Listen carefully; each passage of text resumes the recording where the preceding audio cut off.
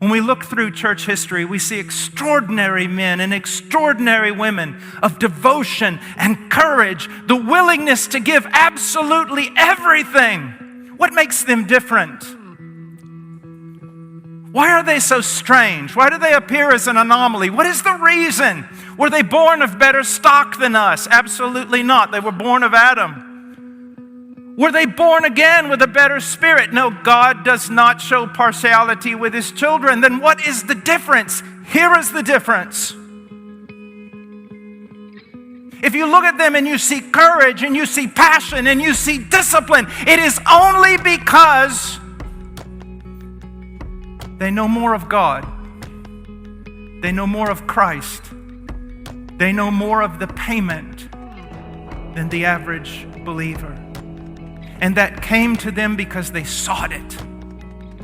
They sought it in the scriptures. They sought it in prayer. They wanted to know Him. You see, the weakest man in the world can become strong. The most useless servant can become extraordinary. But it is only to the degree that they know their God. And principally, they know their God in the person and work of Jesus Christ. He is absolutely everything. He cannot be sounded in His power and His beauty and His glory and His love for His people. The depth of what He suffered for us on that tree cannot be grasped by men or angels. Only in the mind of God is it correctly understood.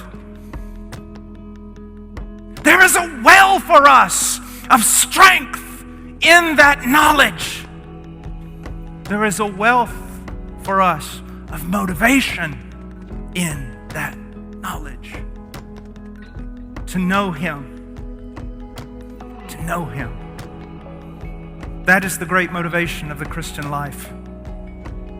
That is the great motivation. And yet there is another. Look over in chapter 12. Look at verse 2. Many of those who sleep in the dust of the ground will awake, these to everlasting life, but the others to disgrace and everlasting contempt. Those who have insight will shine brightly like the brightness of the expanse of heaven, and those who lead the many to righteousness like the stars forever and ever.